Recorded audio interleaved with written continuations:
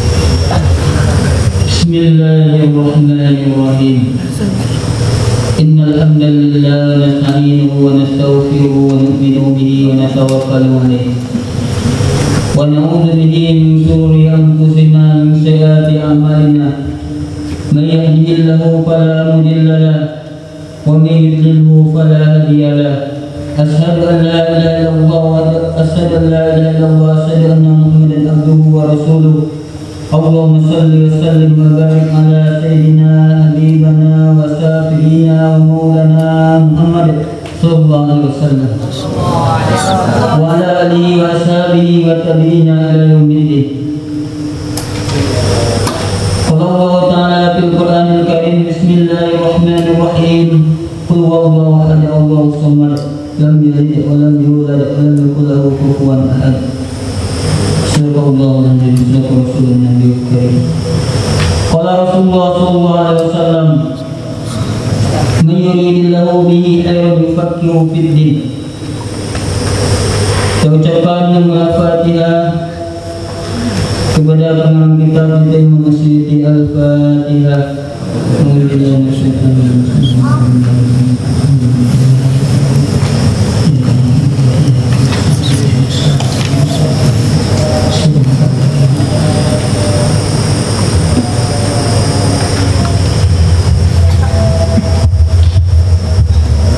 Bismillahirrahmanirrahim.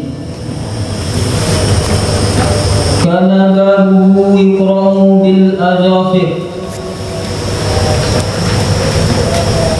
Karena ada babuhu oleh pintunya Nabi yuqra'u diketok bil azafiri dengan ujung kuku. Asofir itu ujung-ujung jari kuku. Ini ujung-ujung jari kuku. Jari tetap bisa berkuda, ya. Bil asofir ujung-ujung jari kuku. Ai yudriku bi atrafi asofir. Diketok dengan ujung-ujung asofir kuku. Al-asofir ini dari jari-jari ini. Turuqan diketok dengan khafifan, pelan-pelan, ringan. Bihaitsu sekiranya la aja ta'adduban, tidak kaget. Ta'adduban itu sebagai adab, tidak kaget orang yang punya rumah. Itu adabnya. Mahabbatan lahu, dan cinta untuknya. Ya rumah.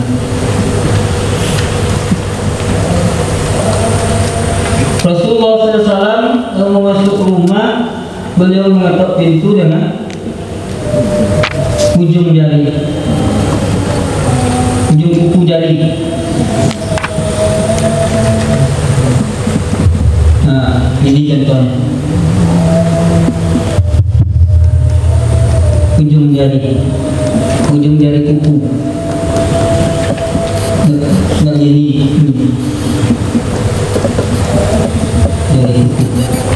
Itu adalah sebagai adab, biar nggak terlalu keras.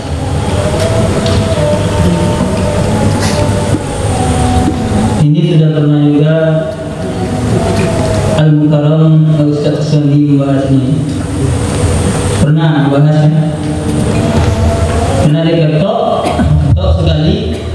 Tunggu dulu. Sehingga saya tunggu dulu, pakai baju, tuan rumahnya pakai apa, persiapan. Nah, dihentikan dulu persiapan. Nggak boleh tok panjang aja terus. Nggak sabar, jadi sabar atau rumah sabar. Apalagi rumahnya ulama. Ini contoh rumah ulama. Harus sabar.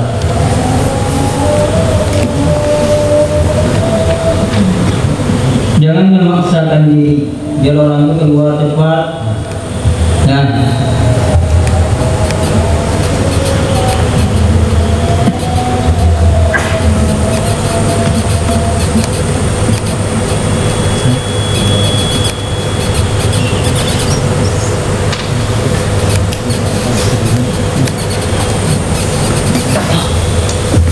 Madakitu baban ala alimin qattu. Ada ulama madakitu baban ala alimin qattu hatta yakhruja wa ta'uji. Tidaklah aku mengetok pintu atas orang alim sama sekali. Ada sebagian ulama berpendapat hatta yakhruja, sehingga ia keluar pada waktu huruji, waktu yang mau keluar. Ini sebagai pendapat saja. Kalau ulama yang nggak ketok, tunggu saja di luar. Ada. Kayak sebenarnya ya tadi, tetap diketok pintunya, tapi jangan sering-sering. Tunggu dulu. Tok sekali, tunggu sampai 3 kali. Itu adalah adab.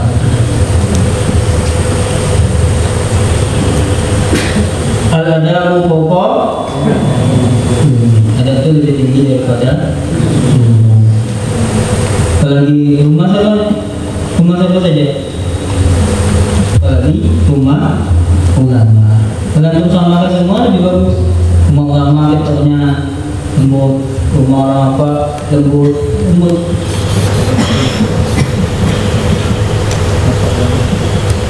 Jangan memaksa.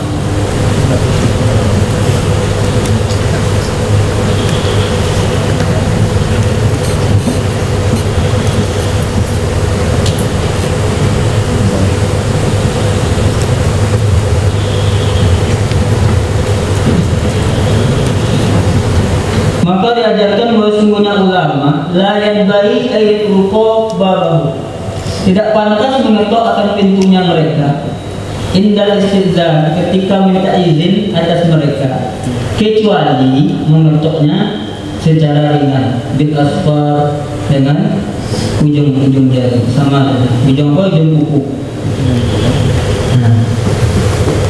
Ini pendapat Ibnu Hajar.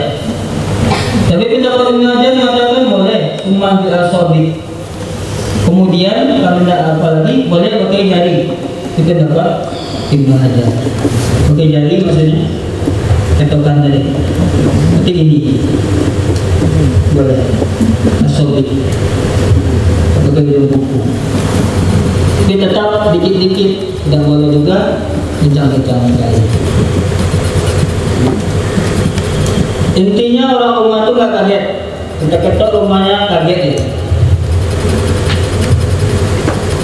Dan ketoknya kuat, tahu orang punya rumah dan bunganya kan, pingsannya gara-gara ketok rumahnya.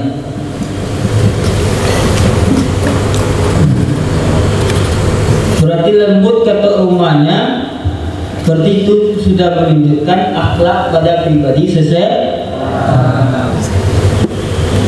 Berarti itu di situ sudah menunjukkan.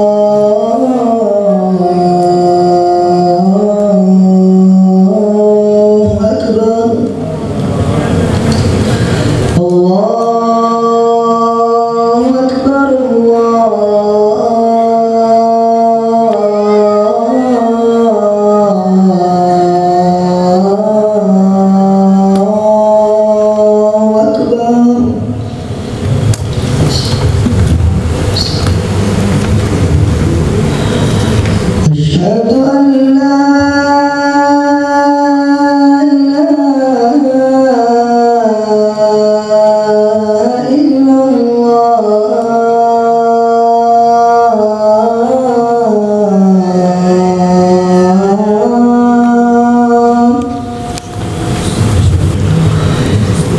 أشهد أن لا إله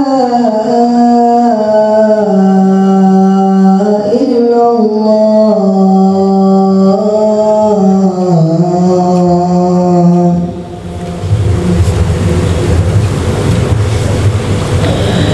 أشهد أن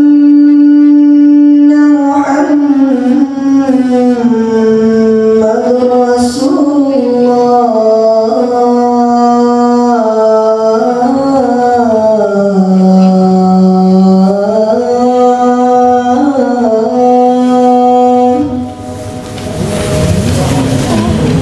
أشهد أن محمد رسول الله.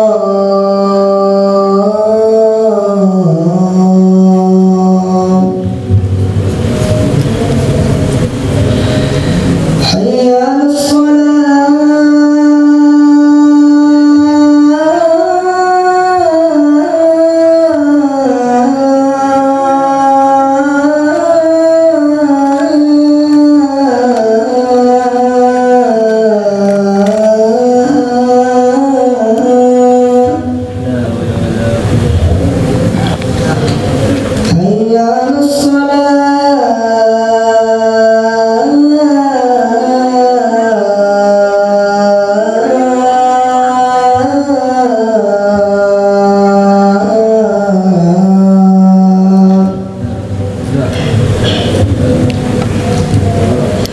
حي على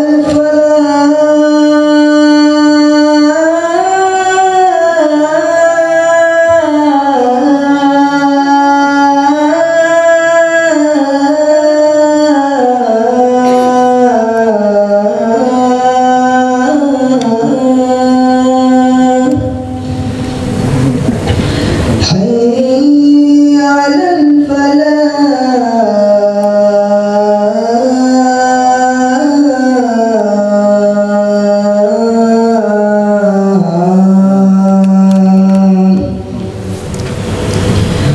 الله أكبر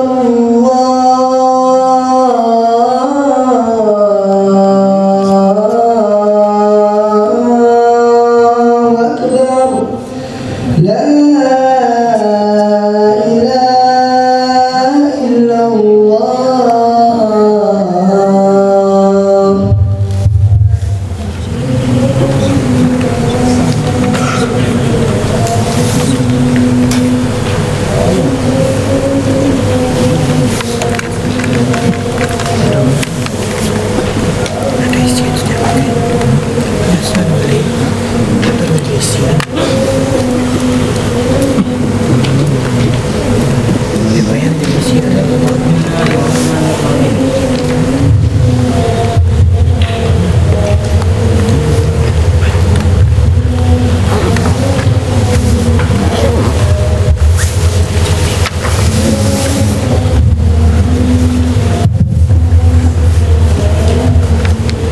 Karena tanamu ainahu wa la yanamu qalbuhu.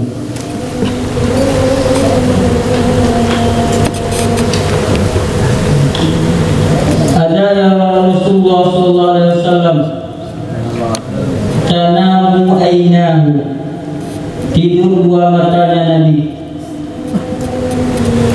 Itu tanamu ainahu, tidur dua mata Nabi. Wala yanamu qalbuhu, dan tidak tidur oleh hatinya Nabi. Rasulullah sallallahu alaihi wasallam yang tidur itu dua mata beliau. Wala yanamu qalbuhu, tidak tidur hatinya. Mereka berdebat masalah ini. Itu tidur tuh Rasulullah tidur Mungkin bilang tidur, itu matanya yang tidur, hatinya tidak tidur.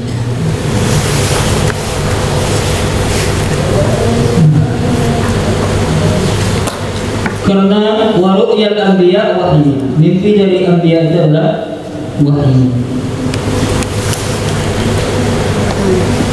Mimpi para anbiya adalah wahyu. Termasuk alamat wahyu itu termasuk mimpi. Jadi mimpi para anbiya wahyu. Mimpi orang sekarang kalau ada wahyu katanya itu sesat. Ada wahyu, nggak ada ilham, ada wahyu.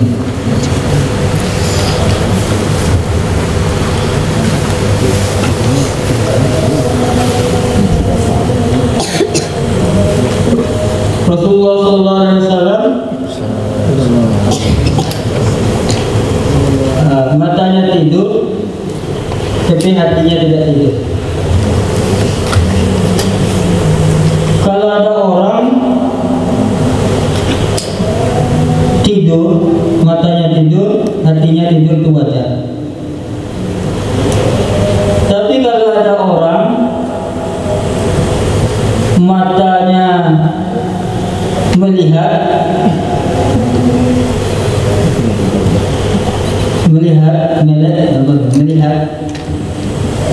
terbangun, terjaga, tapi hatinya tidur, itu gawat.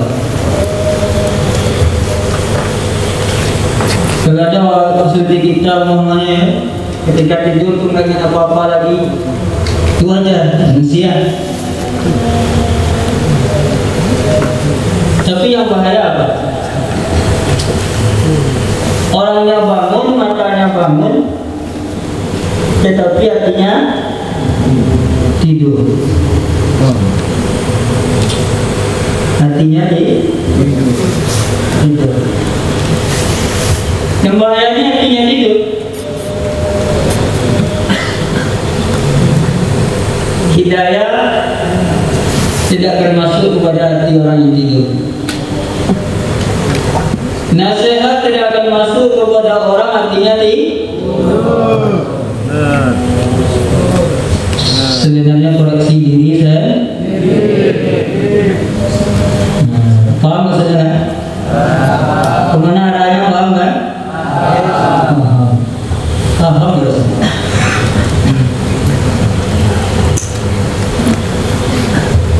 Hati kita ini pengennya terbangun apa tidur? Kalau tidur artinya tidur itu nggak masalah. Tapi seharusnya seorang hafal Quran ketika dia bermimpi, mimpinya keluar Quran. Belum ada terdengar? Sudah ada? Ada? Sekarang ada? Kalau lagi usuk-usuknya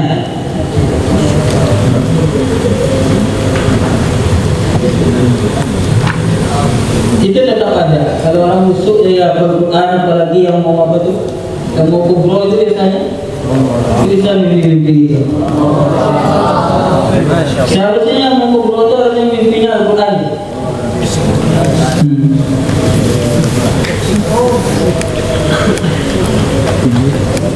Kalau yang alim mimpinya baca kitab.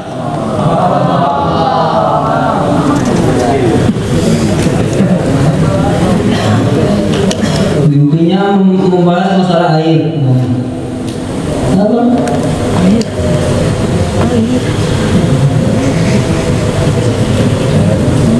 Belajar dalam mimpi. Ada orang pernah belajar sama sesuatu dalam mimpi? Ini jangan ada. Ada ya. Tetap ada. Kalau orang hatinya nyambung kepada gurunya, itu bisa saja apa yang dulu dipelajari ketika terbangun di dalam mimpi bisa terulang itu. Bisa ada siaran ulang. Ya.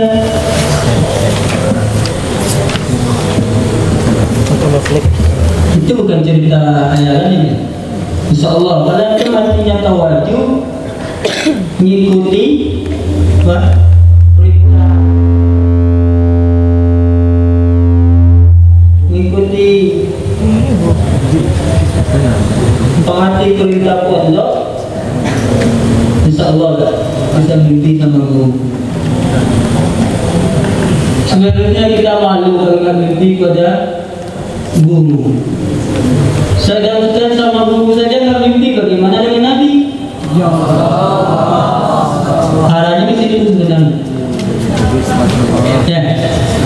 Orang yang mengajarkan kita ilmu kita nggak pernah mimpi. Mimpi baik, mimpi belajar. Mimpi dimarahin itu masuk baik. Mungkin ada sesuatu yang maksiat, guru nggak tahu. Tapi tahu-tahu dalam mimpi itu digebuk gitu. Itu banyak.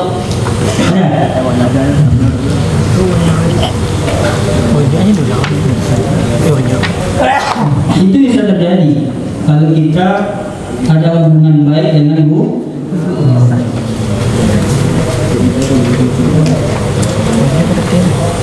Itu biasa. Mimpi belajar baca kitab salah terus. Berarti husuk membuka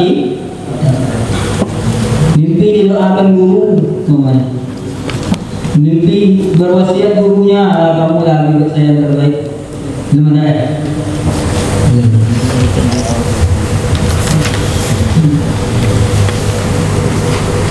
Berarti hatinya itu harus nyambung sama guru. Sampai-sampai Syekh Alwi Al-Maliki mengatakan, kalau engkau dimarahi guru, marah gurunya, lalu dia lari, nggak mau mondok, dia cari guru yang jauh lebih hebat daripada gurunya. Berkali-kali dia cari, sampai kapanpun, kata Syekh Alwi Al-Maliki, ilmu itu tidak akan kau dapati kecuali minta maaf kepada guru yang pernah memarahi kamu itu. Memang itu. Memang dasar guru itu orang tua di dalam ilmu. Di Ta'lim wa Ta'allum dijelaskan, orang tua kita masuk ke Ta'lim wa Ta'allum ya, untuk belajarnya hadis. Jadi di dalam Ta'lim wa Ta'allum dijelaskan, fungsi orang tua sama guru itu sama. Orang tua kita menyebabkan kita lahir di alam ruh ke dunia, ya kan? Tanya orang tua.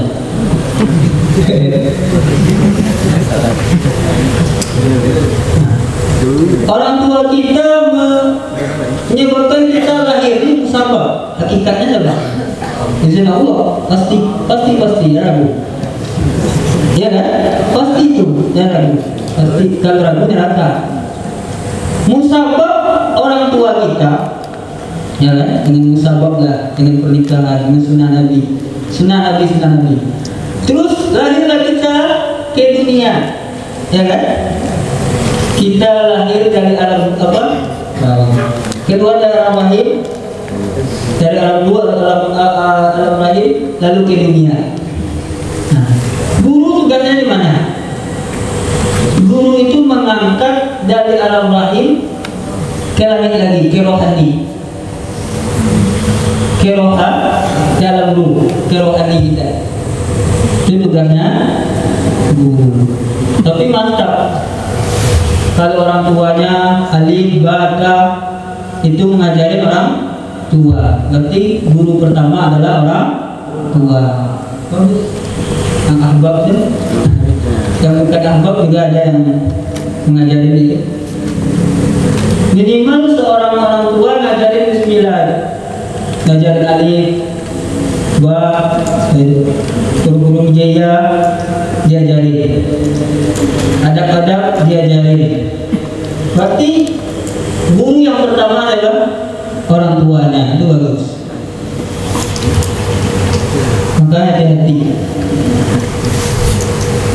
Posisi orang tua sama guru itu sama.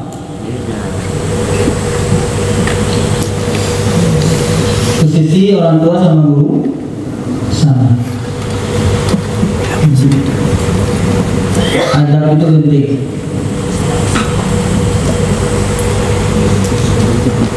Orang yang pintar tapi nggak punya adab nanti jatuh sendiri, ilmunya nggak bermanfaat. Bisa mengeluarkan sifat takabur karena tidak ada adab.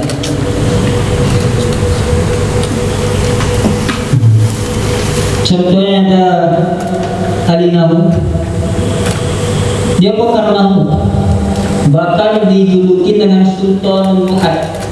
Nuhat jamak daripada nahu.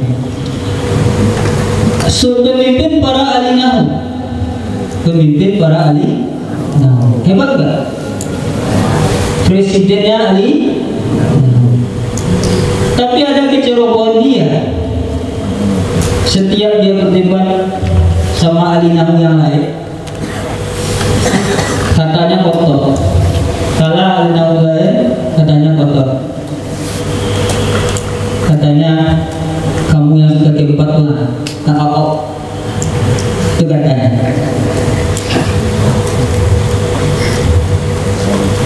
Nah, setiap debat dia bilang engkau yang keempat ya, kakak itu. Itu sebutnya nah, alamatnya aja, ya au. Setiap orang kalah debat, ahli nahu, pakar nahu, ahli debat dia bilang yang au gitu. Datang ulama lain debat sama dia, ahli nahu. Yang lain datang debat, kalah lagi. Memangnya kita jago, kalah debat. Tapi setiap kalah orang dihina. Itu kebiasaan buruk. Sampai masuk ke liga, debat sama orang yang ahli hikmah. Debat sama orang ahli hikmah. Kalah ahli hikmah ini, dia bilang yang apa lagi itu. Tahu kan? Antara gila, kalbi, yang apa?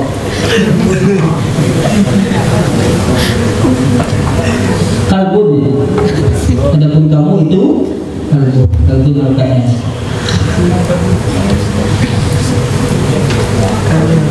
Yang ahli hikmah ini hebat ya. Oleh salah ahli hikmah itu hebat menyalahi. Ya Syekh, bukankah engkau, kami tidak menganggap engkau ahli nahu. Kenapa kata Syekh? Terkejut ya kan? Bagaimana kami bisa menganggap engkau ahli nahu? Bahkan bawahan kamu saja kamu bilang anjing. Kalau bawahan kamu saja yang kamu bilang anjing, berarti kamu pemimpin siapa? Au ya. Nah, pemimpin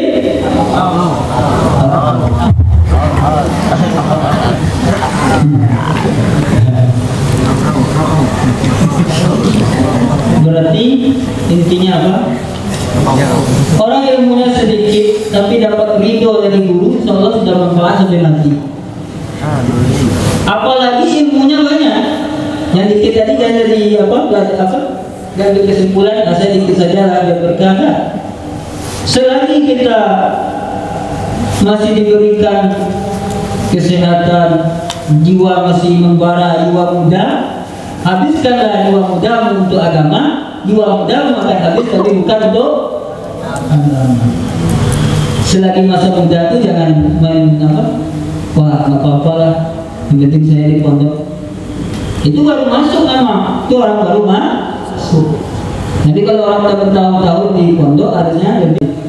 Yang penting baca Al-Qur'annya. Nah, nanti kalau masalah dimasukkan ilmu itu urusan Allah Subhanahu wa Ta'ala. Orang sungguh-sungguh pasti diberikan hasilnya. Gitu. Makanya kita itu tidak boleh ada sifat sombong sedikit pun.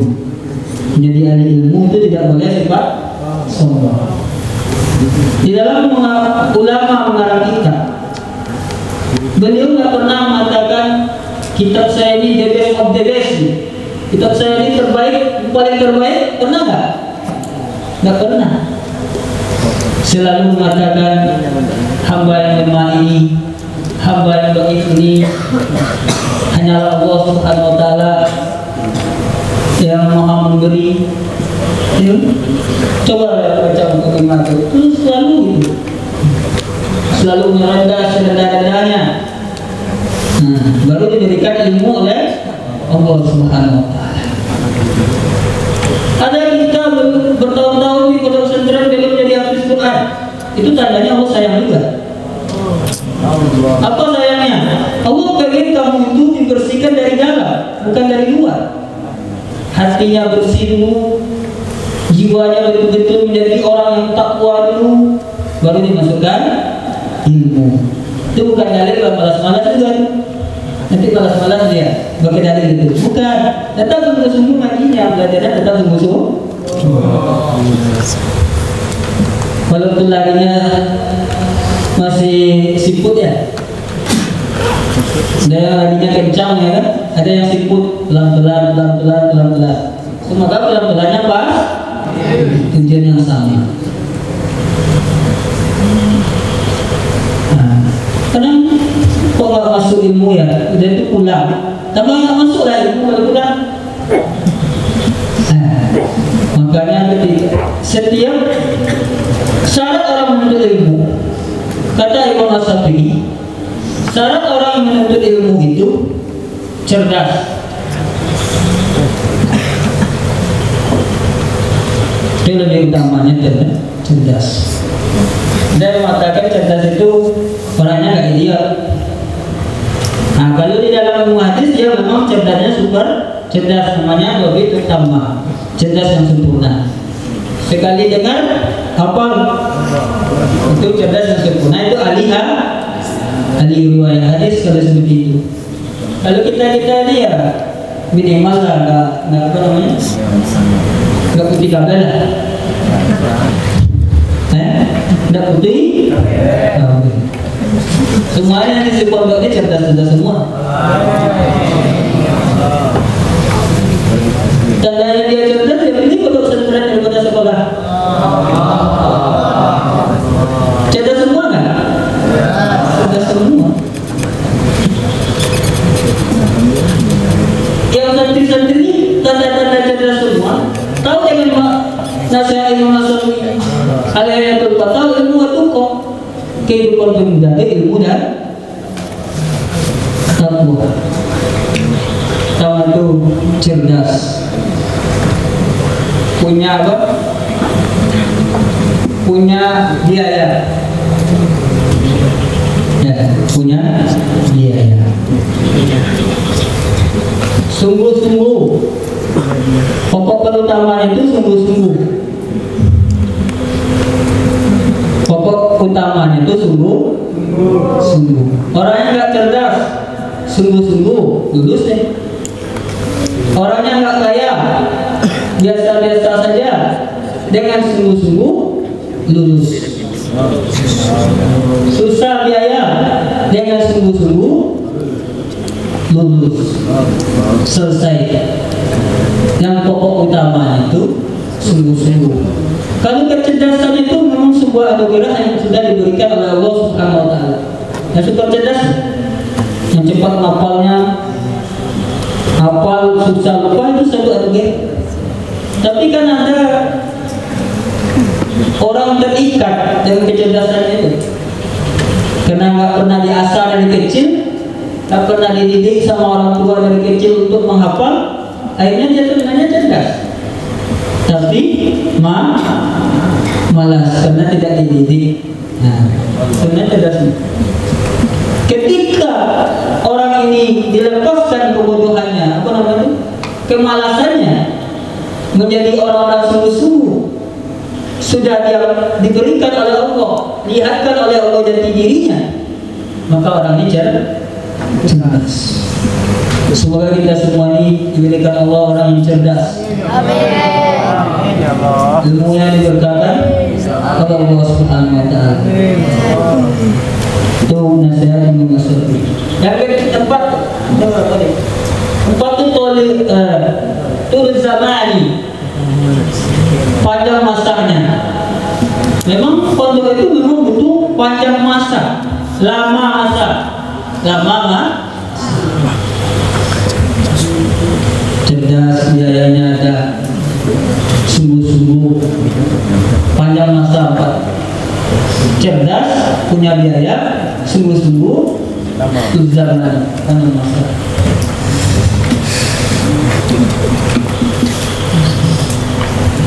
Ada nggak ulama mengarang kitab tapi mondoknya 2 tahun?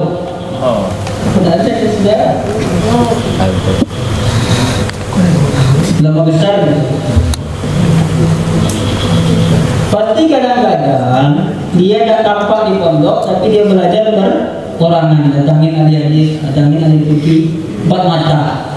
Ada coba itu banyak.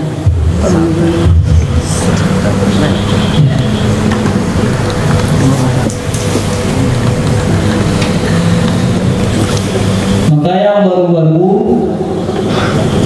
tolong niat itu yang kuat.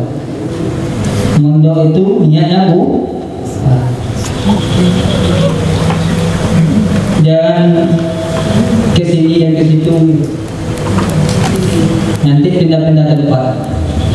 Kalau belum selesai ya, ada kata-kata al-intiqal ala mati-mati konyol.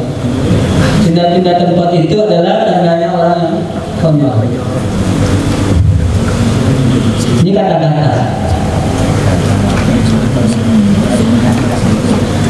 Jadi sangat terima, Masya Allah.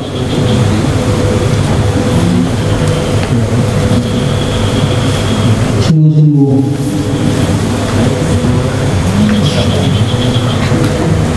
Jiwanya dirubah Allah. Semoga hati kita terjaga, jiwanya mengikuti sifat daripada sifat Nabi Sallallahu Alaihi Wasallam, sifat para sahabat, sifat para ulama Sallallahu Alaihi Wasallam. Jiwanya jiwa orang ulama. Padahal Imam Syafi'i beliau belajar itu menulis kertas, sobek-sobekan kertas ilmunya, ditulis dengan sobek-sobekan kertas. Zaman dulu susah, buku kertas. Sebelum sobekan itu hafal oleh beliau mengeluarkan daripada kamar.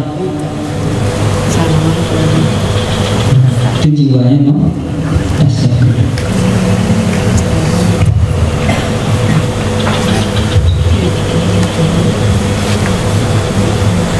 Ahli ilmu itu orang pelajar jangan takut lapar. Apalagi di sini tidak ada lapar kan?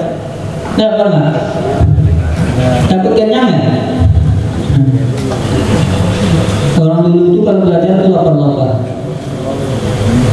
Sayyidina Abu Hurairah ahli hadis apa? Perawi hadis terbanyak. Perawi hadis terbanyak. Beliau lapar nggak? Nah, kali itu tidak jadi syarat. Itu nggak perlu jadi syarat. Itu tergantung kita sendiri. Bagaimanapun banyaknya makan sendiri tetap aja lah.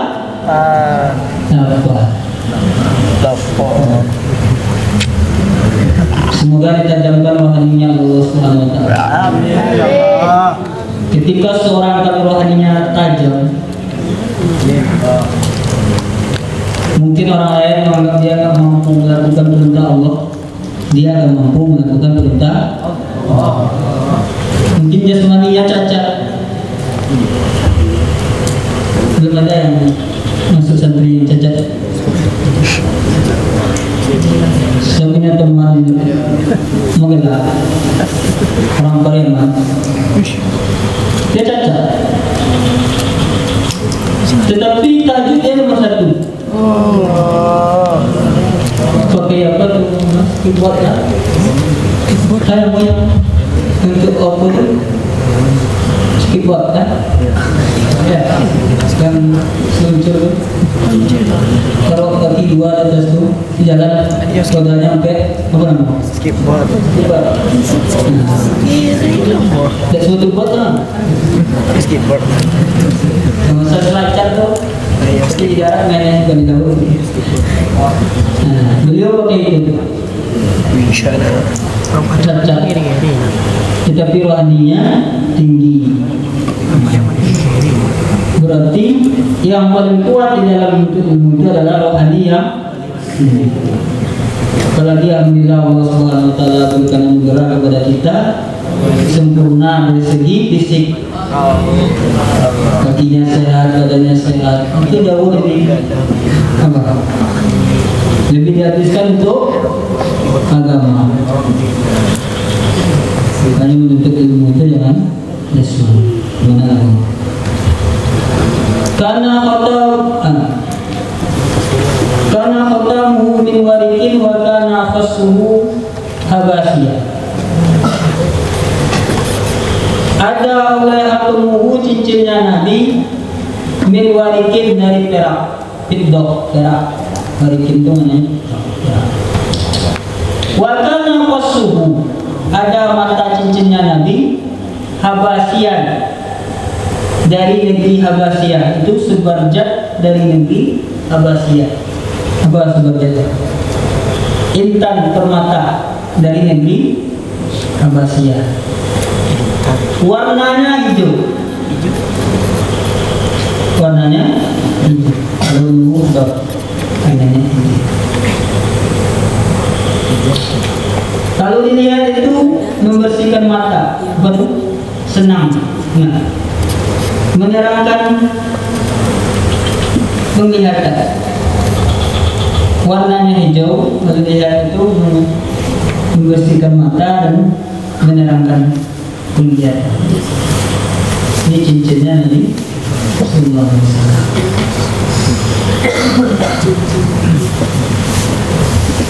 Karena khatamuhu min fiddatin qasmuhu minhu, sama. Ada juga oleh cincinnya Nabi min fiddatin dari perak, qasmuhu hatinya, mata cincinnya dari perak juga.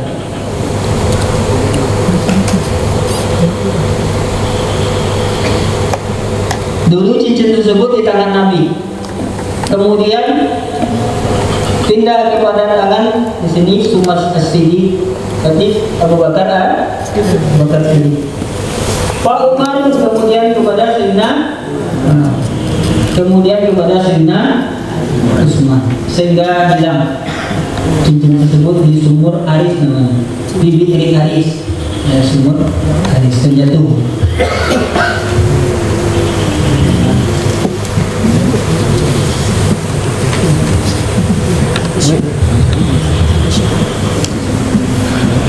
Karena hulukuhu al-Quran,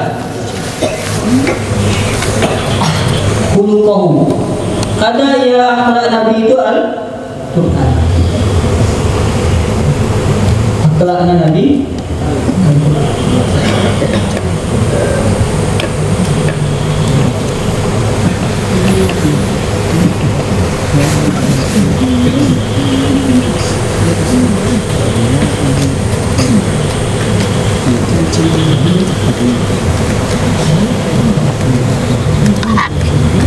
Madalla alaihi al-Qur'anu min awamiri wa nawawihi.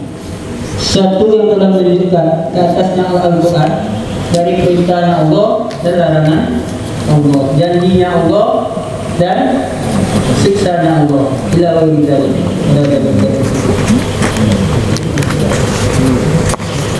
Apa yang di Al-Quran itu?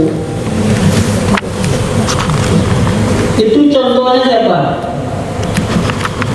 Contohnya Rasulullah Sallallahu Alaihi Wasallam. Tentang hukum apa saja? Hukum zakat, hukum ilmu faraid, ilmu babul nikah, babul muamalah, ubudiyah, semuanya dari akhlak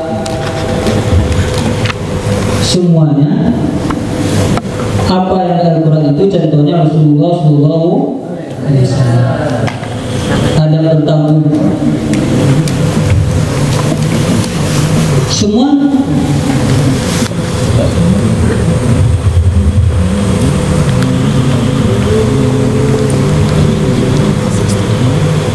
sebuah pilihan antum bisa menghafal Al-Quran Al-Karim, dipilih oleh Allah Subhanahu wa Ta'ala. Semoga Allah Subhanahu wa Ta'ala benar-benar memilih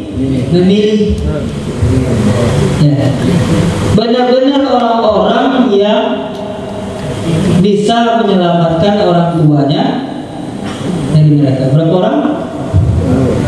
Nah, 10 orang. Semoga itu benar-benar orang yang seperti itu. Bukan orang yang cuma lidahnya Al-Quran. Yang membunuh Sayyidina Ali siapa?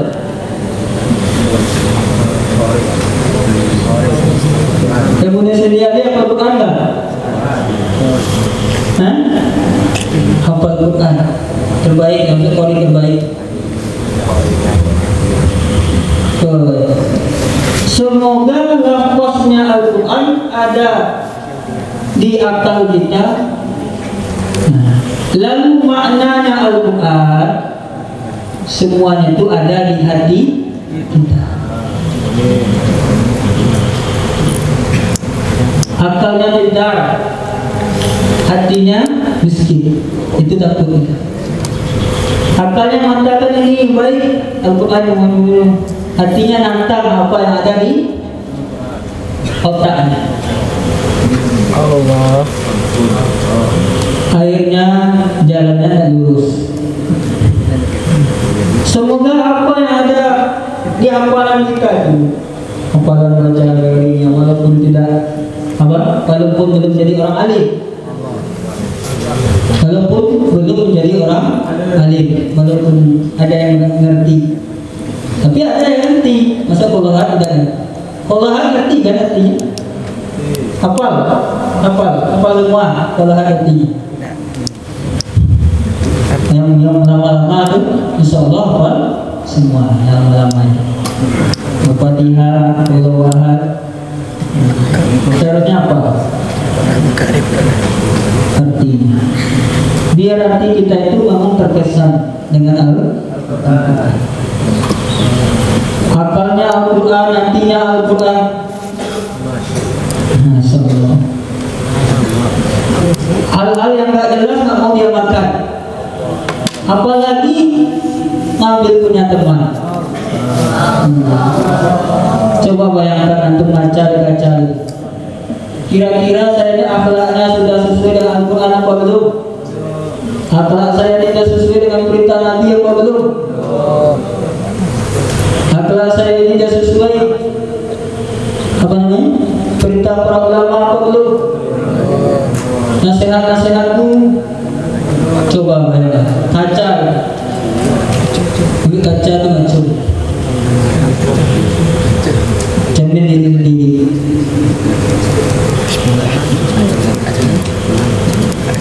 Semoga akhlak kita semoga kebiasaan buruk, apa saja kebiasaan buruk, tabiat buruk dihilangkan oleh Allah Subhanahu wa Ta'ala. Begitu sia-sia kira-kiranya lidahnya lurus, hatinya bengkok. Orang Al-Quran lurus lidahnya, maksudnya apa? Hari-hari dia baca Al-Quran, tapi hatinya yang menentang Al-Quran yang dia baca. Coba bayangkan. Ada orang alim bata nggak tahu, tapi dia nggak mau ambil barang orang. Ada orang alim bata nggak tahu baca Quran, nggak tahu, tapi dia ada rasa khasyah kepada Allah.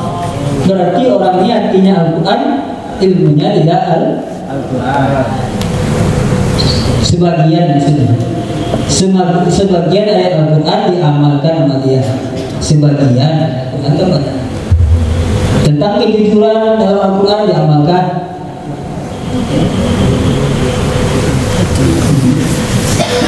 Semoga kita ini pemikirannya Al-Quran.